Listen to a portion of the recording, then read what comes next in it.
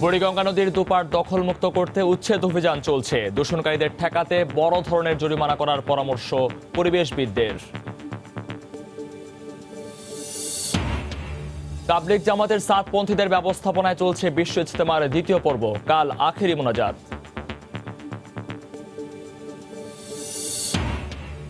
নানা দাবিতে বাম সংগঠনগুলোর ঢাকা বিশ্ববিদ্যালয় ভিসি কার্যালয়ে ঘেরাও আজ। বছরের পর বছর ডাকসুর ফি আদায় নিয়েও ক্ষোভ শিক্ষার্থীদের।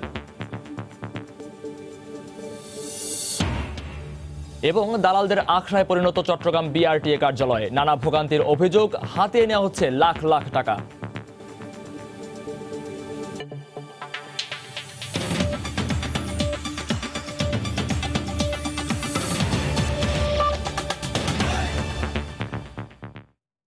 সময় সংবাদের সঙ্গে আছি আমি মহিউদ্দিন মথু। ব্লগার অভিজিৎ হত্যা মামলার আদালতে চার্জশিট দাখিল করেছে কাউন্টার টেরোরিজম ইউনিট। রাজধানীর মিন্টো রোডে ডিএমপি মিডিয়া সেন্টারে ব্রিফিং করছেন সিসিটিসির প্রধান মনিরুল ইসলাম। সরাসরি চলে যাচ্ছে সেখানে। এবং ওই সময়ে একজন মাত্র আসামি গ্রেপ্তার হয়েছিল, যার নাম মুকুল রানা।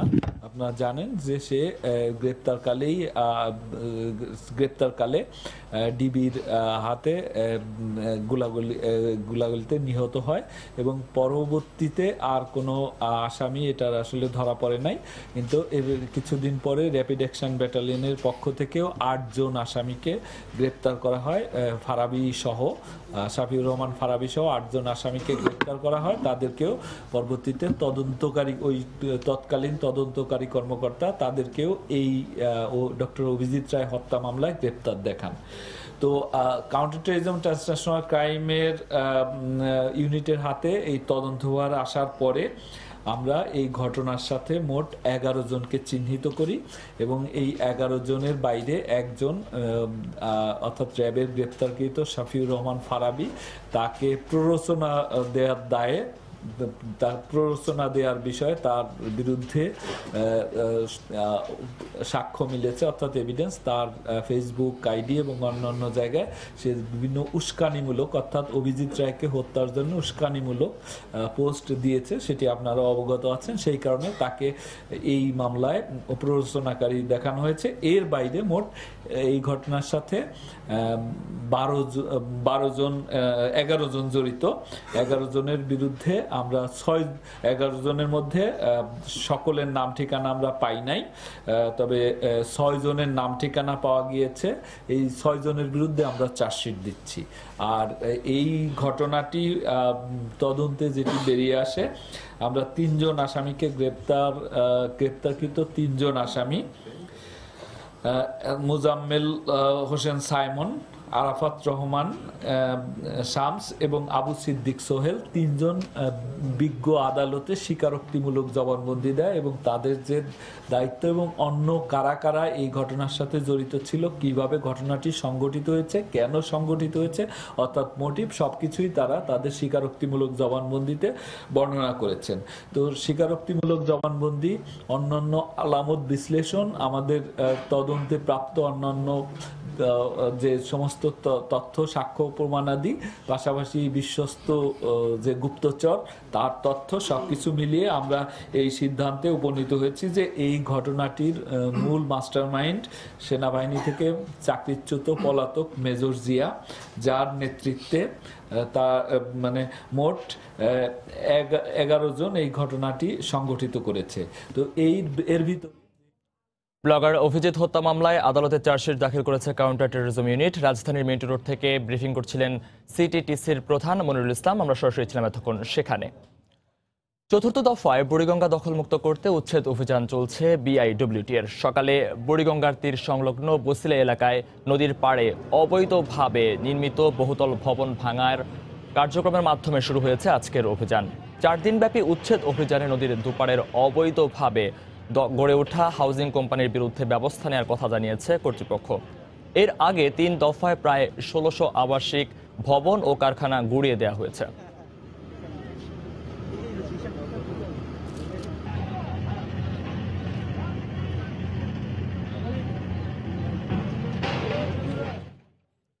চতুর্থ ধাপে বুড়িগঙ্গা নদীর দুপার দখলমুক্ত করতে উচ্ছেদ অভিযান শুরু হয়েছে করেছে বিআইডব্লিউটি। এই মুহূর্তে সেখানে আছেন রিপোর্টার মাহমুদ রাকিব। সরাসরি চলে যাচ্ছি তার কাছে।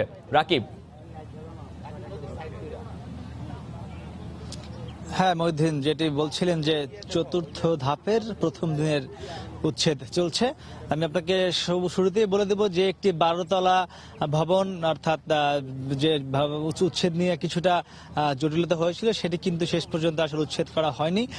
বলা হয়েছে যে ওই জমিটি আসলে পুরোপুরিভাবে বিআইডব্লিউটি এর না, যদিও আইনে বলা আছে যে নদীর পিলারের 150 মিটারের মধ্যে যদি কোনো পাকে স্থাপনা থাকে সেটিও ভেঙে ফেলতে হবে। তো নির্বাহী ম্যাজিস্ট্রেট বলেছেন যে যেহেতু ওটি বিআইডব্লিউটির জমি নয়, সেহেতু সেটি ভাঙেন নাম। যদি একটু দেখাই নদীর ওপারে, আমরা এখন যেখানটিতে আছি, আমরা মূলত আছি বসিলার ঠিক অপর পাশে, অর্থাৎ কিরানীগঞ্জের পাশে। সেখানে আপনি দেখছেন নদীর ওপারে অর্থাৎ বসিলার পাশে বেশ কিছু আসলে এখান থেকে স্পষ্ট আপনি নিশ্চয়ই দেখতে পাচ্ছেন যে নদীর মধ্যে আসলে কিভাবে কত অবৈধ স্থাপনা গড়ে তোলা হয়েছে। এবং আমি যদি একটু দেখাই 12 তলা ভবনটি, যেটি মূলত নিয়ে অনেকক্ষণ জটিলতা ছিল এবং শেষ পর্যন্ত ভাঙা হয়নি। এই যে এখন আপনি যেটি দেখছেন বা যে 12 তলা ভবন এখানে, এবং প্রত্যেকটি ভবনে এখানে কম করে 6 থেকে 8টি করে ফ্ল্যাট রয়েছে। তো আসলে খুব স্পষ্ট বোঝা যায় কিন্তু আসলে নদীর কত কাছাকাছি করা হয়েছে। যদিও ব্যক্তিগত মালিকানা হয়ও, তা যেহেতু আইনে রয়েছে 150 মিটারের মধ্যে কোনো পাকে স্থাপনা করা যাবে না, তারা এটি কেন করেছে সে বিষয়টি কিন্তু আমরা আসলে তাদের যারা মালিক পক্ষ তাদের সঙ্গে কথা বলতে পারিনি, তাদেরকে আমরা সেখানে স্থায়ী পাইনি। তবে ঠিক দেখছেন তার পাশেই কিন্তু ঠিক বরাবর একটি নীল যে কারখানা দেখা যায়, একটি গুদাম ছিল টিনের তৈরি, সেটি কিন্তু উচ্ছেদ করা হচ্ছে। যদি আপনি নিশ্চয়ই দেখতে পাচ্ছেন ছবিতে, একদম কিন্তু একই দাগে সেটি কিন্তু উচ্ছেদ করা হয়েছে। কিন্তু বড় ভবনটি কেন উচ্ছেদ করা হয়নি সে বিষয়ে আমরা আসলে কথা বলেছিলাম তার সঙ্গে। তিনি বলেছেন যে এটি বিআইডব্লিউটির জমির মধ্যে পড়েনি বিধায় উচ্ছেদ করা হয়নি। তো তার পাশাপাশি পাশে এখন দেখছেন যে এক্সকাভেটর দিয়ে আরো যেসব অবৈধ স্থাপনা রয়েছে সেগুলো ভাঙার কাজ চলছে। এবং এই পুরো আসলে জায়গা জুড়ে আমি যদি একটু দেখাই, ধীরে ধীরে বসিলা ব্রিজ সামনেই রয়েছে। সেই বসিলা ব্রিজ পর্যন্ত এমনই কিন্তু নদীর যে পশ্চিম ধানমন্ডির পাশ বলা হয়, পশ্চিম আবাসিক এলাকা, পশ্চিম ধানমন্ডি আবাসিক এলাকা, এই পুরো জায়গাটি জুড়েই কিন্তু এমন অসংখ্য অবৈধ স্থাপনা নদীর পার জুড়ে করা হয়েছে। এবং ধীরে ধীরে আমরা যদি একটু নদীর অপর প্রান্তে আসি, অর্থাৎ কিরানীগঞ্জ পাশে বসিলা ব্রিজ পার হয়ে, যেটিকে আসলে ওয়াশপুর বলা হয়, আপনি দেখছেন সেখানে একটি 4 তলা ভবন, দুঃখিত 3 তলা ভবন দেখছেন, একটি হলুদ রঙের নতুন একটি ভবন, এবং সেটি ভাঙার জন্য কিন্তু এক্সকাভেটর একদম পুরোপুরি প্রস্তুত। আপনি দেখছেন যে ভবনটির সামনে এক্সকাভেটর প্রস্তুত করে রাখা হয়েছে। কেন এখন আসলে এটি প্রস্তুত থাকার পরও ভাঙছে না, আমরা দেখেছি 2 থেকে 3 মিনিট ধরে এক্সকাভেটরটি এমন অবস্থায় রয়েছে। নিশ্চয়ই এটি ভাঙা হবে, কারণ যেহেতু এক্সকাভেটর ইতিমধ্যে নদী থেকে ডাঙায় উঠে এসছে এবং তার ভাঙার জন্য যা যা প্রয়োজন তার সবকিছুই শুরুও করেছেন। কিন্তু এখনো কেন ভাঙা হচ্ছে না সে বিষয়টি আমরা আসলে ঠিক বলতে পারছি না। আপনি দেখছেন আমরা কিন্তু একদম এখন যেখানটিতে দাঁড়িয়েছি একদম চরের মধ্যে, আসলে নদীটি কত জায়গা যে ভরাট করা হয়েছে। যদি পিছনে আপনি দেখেন যে এই ব্রিজটি দেখছেন কত দূরে, কিন্তু ব্রিজটি আরো অনেক ভিতরে চলে গিয়েছে। তো এই ব্রিজের মধ্যেই কিন্তু এমন অসংখ্য স্থাপনা করা হচ্ছে। এবং বিশেষ করে এই কিরানীগঞ্জের এই পাশটাতে প্রচুর হাউজিং প্রকল্প রয়েছে, একদম বড় বড় নাম করা যেসব হাউজিং প্রকল্প রয়েছে, তাও কিন্তু নদীর মধ্যে নদীর জায়গা দখল করে এই নদীকে মেরে ফেলা হয়েছে। তো সেই হাউজিং প্রকল্পগুলো নিয়েও সিদ্ধান্ত রয়েছে বলে আমাদের জানিয়েছে বিআইডব্লিউটি। তো কিছুক্ষণের মধ্যেই 4 তলা ভবনটি যেটি বলছিলাম হলুদ রঙের, এটি নিশ্চয়ই উচ্ছেদ করা হবে। তো সেটি যখন হবে আমরা আপনাকে তখন আবার এখানকার খবর জানিয়ে দেবো। তো মোটামুটি আমার কাছে ছিল সবশেষ খবর। মধু। চতুর্থ ধাপে বুড়িগঙ্গা নদীর দুপার দখলমুক্ত করতে যে উচ্ছেদ অভিযান চলছিল সেখান থেকে সরাসরি জানাচ্ছিলেন রিপোর্টার মাহমুদ রাকিব। আমরা এতক্ষণ ছিলাম সেখানে। এদিকে ট্যানারি শিল্পের বড় একটি অংশ সরে যাওয়ার পরও কাঙ্ক্ষিত মানে পৌঁছায়নি বুড়িগঙ্গার পানি। বুয়েটের গবেষণা বলছে ব্যবহারের জন্য বুড়িগঙ্গার পানি খুবই ক্ষতিকর। দূষণকারীদের ঠেকাতে বড় ধরনের আর্থিক জরিমানা করে বুড়িগঙ্গা দূষণমুক্ত করার উদ্যোগ নেওয়ার পরামর্শ পরিবেশবিদদের। মিজানুর রহমান মিন্টুর ছবিতে মাহমুদ রাকিবের রিপোর্ট। আলকাতরা বা ময়লার ভাগাড় ভাবলে ভুল করবেন। তিলোত্তমা ঢাকা যে নদীর বুকে গড়ে উঠেছে এটি সেই বুড়িগঙ্গা। বৃষ্টি মৌসুমে 2-3 মাসের জন্য কিছুটা উন্নতি হলেও বছর জুড়ে এমনই দূষণে ডুবে থাকে নদীটি। বুড়িগঙ্গা পাড়ের মানুষ বলছেন সব ধরনের নৌযানের তরল ও কঠিন বর্জ্য আর শত শত নর্দমার পাইপ গিয়ে মিশেছে এই নদীতে, দেখার যেন কেউই নেই। দুনো পাড়ের ময়লা পানি পড়তেছে, কলকারখানা দূষিত পানি পড়তেছে, পানি ধরতে পারি না, উজু করতে পারি না, নামাজ পড়তে পারি না। ঢাকার যত ময়লা আছে সবই বুড়িগঙ্গা পড়ে। ইঞ্জিন চালিত যত কলকারখানার ময়লা এই বুড়িগঙ্গার ভিতরে ফালায়। লঞ্চের কাঁচরা ময়লা সব কিছু ফালায় এবং গরু মরা কুত্তা মরা সব কিছু মানুষ মরা পর্যন্ত এই নদীতে ফালায়। বুয়েটের পানি ও বন্যা ইনস্টিটিউটের গবেষণায় দেখা যায় ট্যানারি শিল্পের বড় একটি অংশ সরে যাওয়ার পরও কাঙ্ক্ষিত মানে পৌঁছায়নি বুড়িগঙ্গার পানি। দ্রবীভূত অক্সিজেন প্রতি লিটারে 5-এর বেশি প্রয়োজন হলেও বুড়িগঙ্গায় তা আছে মাত্র শূন্যের কাছাকাছি। ভাসমান কণিকা সর্বোচ্চ 10 থাকার কথা থাকলেও আছে 60 মিলিগ্রাম। এছাড়া পানিতে অ্যামোনিয়া ও ক্রোমিয়াম ধাতু প্রতি লিটারে সর্বোচ্চ 0.5 মিলিগ্রাম থাকার কথা থাকলেও বুড়িগঙ্গায় আছে যথাক্রমে 16.5 ও 600 মিলিগ্রাম। প্রকৃতপক্ষে এই পানি কোনোভাবেই কোনো কাজে ইউজ করা যাবে না, খাওয়া তো সম্ভবই না। এবং আমি অন্যান্য জিনিস যদি বলি, গোসল করা বা হাত ধোয়া, থালা বাসন ধোয়া, এগুলাও সম্ভব না এই পানি দিয়ে। নদী বিশ্লেষকরা বলছেন সাধারণ মানুষের অসচেতনতার পাশাপাশি ঢাকার চারপাশের এই নদীগুলো দূষণের জন্য দায়ী ঢাকা সিটি কর্পোরেশন, ওয়াসা, বিআইডব্লিউটিএ ও শিল্প মন্ত্রণালয়ের উদাসীনতা। তাই তারা বলছেন অন্তত নদী পাড়ের মানুষগুলোর জীবিকা নির্বাহের জন্য হলেও এখন সরকারি এসব সংস্থার একটু তৎপরতা বাড়ানো প্রয়োজন। আমি তো মনে করি সরকারি প্রতিষ্ঠান বলে এদেরকে এই আইনি যে বিধানটা আছে যে পলিউট করে সে পে করবে সংশোধনের জন্য, সেখান থেকে মুক্তি দেওয়ার কোনো সুযোগ আছে বলে। আজকে 48 বছর হলো এখনো পর্যন্ত আমাদের গৃহস্থালী বর্জ্য, এখনো পর্যন্ত আমাদের সুয়েজ বর্জ্য গিয়ে পড়ছে বুড়িগঙ্গায়, যেটা আমাদের নগরের আসলে নার্ভ। নদীকে ভাগার হিসাবে আমরা সবসময় ধরে নিয়েছি, নদী রক্ষাটা কোনো প্রায়োরিটি না।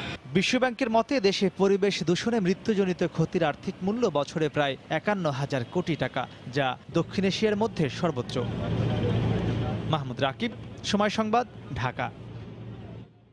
টঙ্গীর তুরাগ তীরে চলছে বিশ্ব ইজতেমার দ্বিতীয় পর্বের দ্বিতীয় দিনের কার্যক্রম। এতে অংশ নিয়েছেন সাতপন্থী মুসল্লিরা। ইবাদত বন্দেগী, জিকির, আজকার আর তাবলিগ জামায়াতের শিক্ষা নিয়ে আলোচনা করছেন মুসল্লিরা। সকালের দিকে ইজতেমার এলাকায় কুয়াশার জন্য শীতের তীব্রতা কিছুটা বাড়ে, এতে ভোগান্তি পোহাতে হয় মুসল্লিদের। এদিকে ইজতেমা ময়দানে নিরাপত্তায় কাজ করছে পুলিশ, র্যাব সহ আইন শৃঙ্খলা রক্ষা বাহিনী।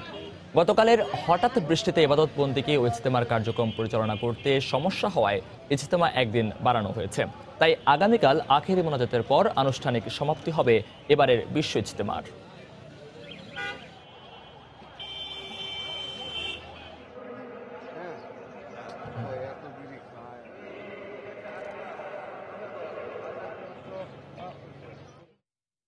এই মুহূর্তে টঙ্গী ইজতেমা ময়দানে আছেন রিপোর্টার খান মোহাম্মদ রুমেল। সরাসরি চলে যাচ্ছি তার কাছে।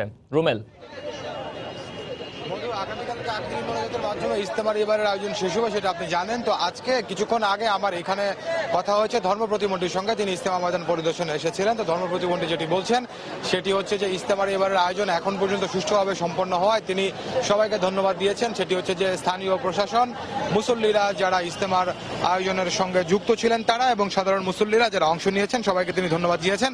এবং ধর্ম প্রতিমন্ত্রী আশা করছেন যে আগামী বছর দুই পক্ষকে অর্থাৎ মাওলানা মোহাম্মদ জুবাইরের অনুসারী যারা আছেন তারা এবং হচ্ছে আপনার মাওলানা মোহাম্মদ সাদের অনুসারী যারা আছেন তারা সবাইকে একত্রিত করে আগামী বছর একসঙ্গে ইজতেমাটি আয়োজন করা সম্ভব হবে, তেমনটা তিনি আশা করেছেন। আর এছাড়া আমার কথা হয়েছে গাজীপুর মেট্রোপলিটন পুলিশ কমিশনারের সঙ্গে। তো তিনি আমাদেরকে যেটি জানিয়েছেন সেটি হচ্ছে যে যেরকম নিশ্চিত নিরাপত্তা ব্যবস্থা তারা রেখেছিলেন গত দুদিন এবং প্রথম পর্বের দুদিন এবং আজকে পর্যন্ত দুদিন, সেই একই রকম নিরাপত্তা ব্যবস্থা আগামীকালকে আখেরি মোনাজাতকে কেন্দ্র করেও থাকবে। এবং তিনি বলেছেন সেটি হচ্ছে যে এই এক পক্ষর ইজতেমা শেষ হওয়ার পর আরেক পক্ষ যে ইজতেমা ময়দানে প্রবেশ করেছে সেটি যেরকম শান্তিপূর্ণভাবে অনুষ্ঠান সম্ভব হয়েছে, আগামীকালকে আখেরি মোনাজাত শেষ হওয়ার পরে মুসল্লিরা যারা এখানে আছেন সেখান থেকে তারা শান্তিপূর্ণভাবে বাড়ি ফিরতে পারবেন সেই ধরনের ব্যবস্থা তারা নিয়ে রেখেছেন। এবং এজন্য এখানে যান চলাচল, মানুষজনের চলাচল সবকিছুই নিয়ন্ত্রণের জন্য, সুশৃঙ্খলভাবে নিয়ন্ত্রণের জন্য সব রকম ব্যবস্থা তারা রেখেছেন। এবং তিনি আশা করছেন যে আগামীকাল আখেরি মোনাজাতের মাধ্যমে সুষ্ঠুভাবেই এবারের যে আয়োজন সেটি সম্পন্ন হবে।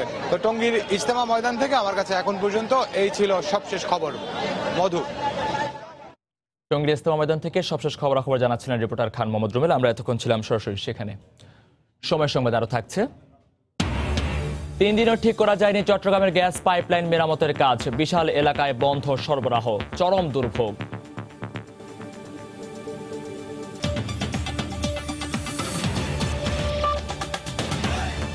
বাণিজ্য ও বিনিয়োগ সম্প্রসারণে সংযুক্ত আরব আমিরাতের সঙ্গে 4টি সমঝোতা স্মারক সই করেছে বাংলাদেশ।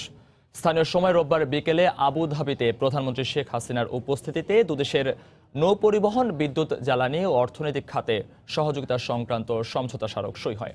এগুলো বাস্তবায়িত হলে দ্বিপক্ষীয় সম্পর্ক আরও দৃঢ় হওয়ার আশা করছেন দুদেশের নীতি নির্ধারকরা।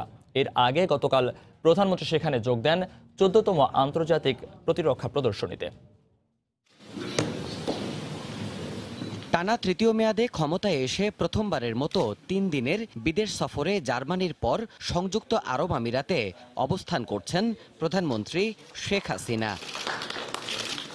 রোববার স্থানীয় সময় সন্ধ্যায় দ্বিপক্ষীয় সম্পর্ক জোরদারে সরকার প্রধানের উপস্থিতিতেই অর্থনৈতিকভাবে সমৃদ্ধ মধ্যপ্রাচ্যের এই দেশটির সঙ্গে বাণিজ্য ও বিনিয়োগ সম্প্রসারণ সংক্রান্ত 4টি সমঝোতা স্মারক সই করেছে বাংলাদেশ।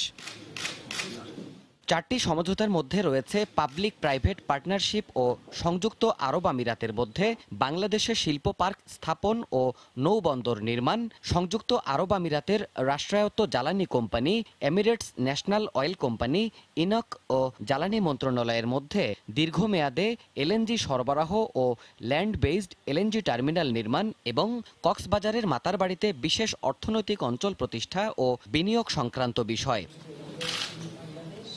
আবুধাবির 15 সদস্যের ব্যবসায়িক প্রতিনিধি দলের সঙ্গে এ সময় বৈঠক করেন প্রধানমন্ত্রীর নেতৃত্বে বাংলাদেশের প্রতিনিধি দল। এর আগে রোববার স্থানীয় সময় দুপুরে সংযুক্ত আরব আমিরাতের রাজধানী আবুধাবির ন্যাশনাল এক্সিবিশন সেন্টার এডনেকে 14তম আন্তর্জাতিক প্রতিরক্ষা প্রদর্শনী উপলক্ষে উপস্থাপন করা হয় অত্যাধুনিক সব সমরাস্ত্রের মহড়া। এই আয়োজনে যোগ দেন প্রধানমন্ত্রী। ওই প্রদর্শনীতে সামরিক মহড়ার মাধ্যমে তুলে ধরা হয় অত্যাধুনিক সমরাস্ত্রের বহুমাত্রিক ব্যবহার। প্রতিরক্ষা কৌশলে নিজ দেশের সক্ষমতা ও পারদর্শিতার প্রশ্নে এগিয়ে থাকতে হলে হাল আমলের এসব সাঁজোয়া সরঞ্জাম কার্যকর বলে জানানো হয় প্রদর্শনীতে। সোমবার বেশ কয়েকটি দ্বিপক্ষীয় বৈঠক ও প্রবাসী বাংলাদেশিদের আয়োজনে আলোচনা সভায় যোগ দেওয়ার কথা রয়েছে সরকার প্রধান শেখ হাসিনার। সময় সংবাদ, আবুধাবি। মেট্রো রেল প্রকল্পের কাজের জন্য কাল সন্ধ্যা থেকে বুধবার ভোর পর্যন্ত রাজধানীর অধিকাংশ এলাকায় গ্যাস সরবরাহ বন্ধ থাকবে। গতকাল তিতাস গ্যাসের এক বিজ্ঞপ্তিতে তথ্য জানানো হয়। এতে বলা হয়, মিরপুর, শ্যামলী, আঙ্গারগাঁও, ধানমন্ডি, গণভবন, সংসদ ভবন, কলাবাগান, শাহবাগ, পুরান ঢাকা, মগবাজার সহ বিভিন্ন এলাকায় মঙ্গলবার সন্ধ্যা 6টা থেকে বুধবার ভোর 6টা পর্যন্ত আবাসিক ও বাণিজ্যিক সহ সব ধরনের গ্যাস সরবরাহ বন্ধ থাকবে।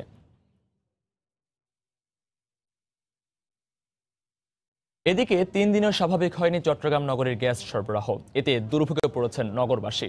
শনিবার থেকে হালিশহর, আগ্রাবাদ, বন্দর, জামাল খান, আসকার দিঘির পার সহ বিভিন্ন এলাকায় গ্যাস সরবরাহ বন্ধ রয়েছে। বাসাবাড়িতে গ্যাস না থাকায় তার চাপ পড়েছে হোটেল, রেস্তোরাঁয়। নগরীর সিএনজি স্টেশনগুলোতে গ্যাস সরবরাহ না থাকায় দেখা দিয়েছে যানবাহন সংকট। নগরীর ইপিজেড এলাকায় সিটি কর্পোরেশনের খাল কাটার সময় পাইপলাইন কাটা পড়ে বন্ধ হয়ে যায় গ্যাস সরবরাহ। 3 দিনেও মেরামত কাজ শেষ করতে পারেনি কর্তৃপক্ষ। এতে ক্ষোভ প্রকাশ করেছেন নগরবাসী।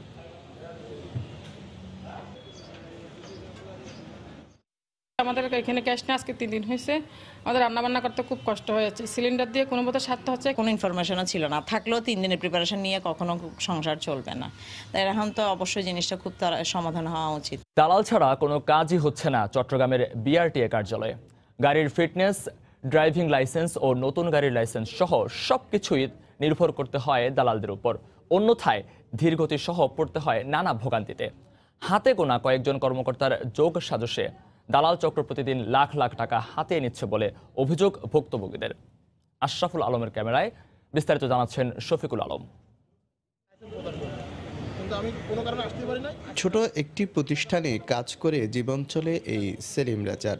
কম খরচ আর দ্রুত সময়ে যাতায়াতের জন্য মোটরসাইকেল কিনে ড্রাইভিং লাইসেন্সের জন্য বিআরটিএ বালুচড়া অফিসে টাকা জমা দেন 2 মাস আগে। লাইসেন্স ডেলিভারি দেওয়ার কথা 21 জানুয়ারি, কিন্তু অফিসে এসে জানতে পারে তার ডেলিভারির সময় আরও 3 মাস বাড়িয়েছে। টাকা দিয়ে দালালের মাধ্যমে না করায় হয়রানি বেড়েছে এমন অভিযোগ তার। 21/1/2019 সালে আমার লাইসেন্সটা স্মার্ট কার্ড দেওয়ার কথা ছিল। আমাকে 30/4/2019 সাল পর্যন্ত ডেট বাড়া দিছে। এর ভিতরে তারা দিবে, কিন্তু আমি তো আসলে কোম্পানি জব করি, আমাকে পথে পথে পুলিশি হয়রানির শিকার হতে হয়। সরেজমিনে ঘুরে দেখা গেছে শত শত সেবাগ্রহীতা প্রতিদিন হয়রানির শিকার হচ্ছে বিআরটিএ অফিসে। কেউ রেজিস্ট্রেশন, কেউ মালিকানা পরিবর্তন, আবার কেউ বা গাড়ির ফিটনেস নিয়ে দিনের পর দিন ঘোরাঘুরি করছে এ রুমে সে রুমে। সময় মতো হচ্ছে না কাজ, আবার রাস্তায় বের হলে উল্টো পড়তে হয় পুলিশি হয়রানিতে।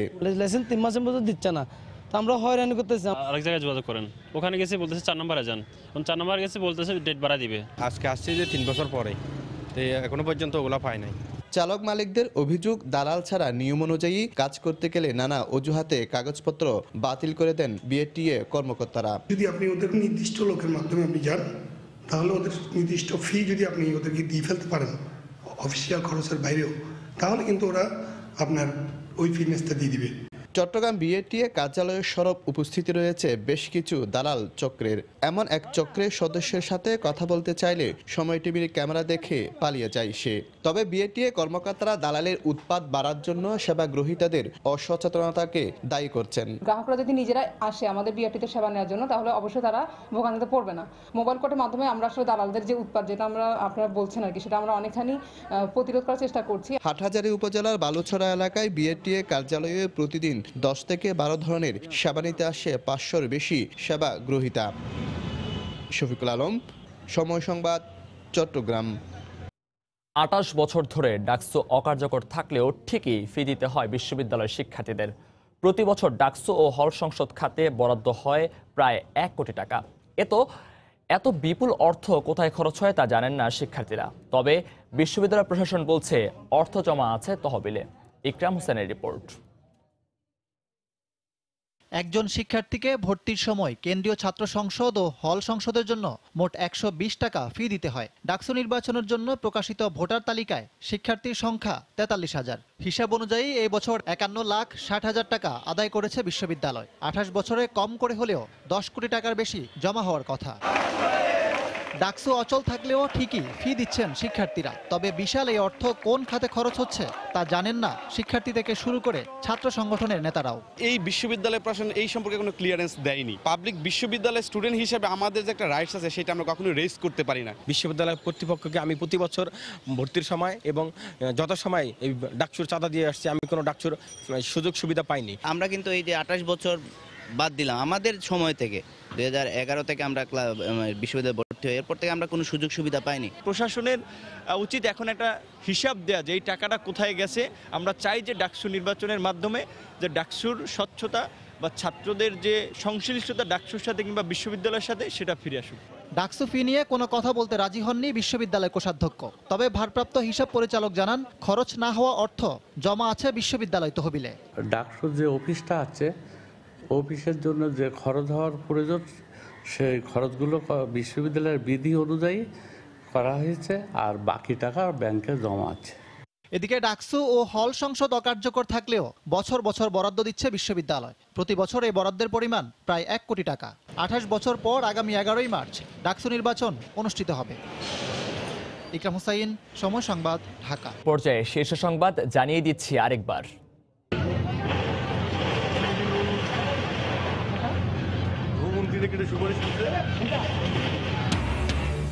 বুড়িগঙ্গা নদীর দুপার দখলমুক্ত করতে উচ্ছেদ অভিযান চলছে। দূষণকারীদের ঠেকাতে বড় ধরনের জরিমানা করার পরামর্শ পরিবেশবিদদের।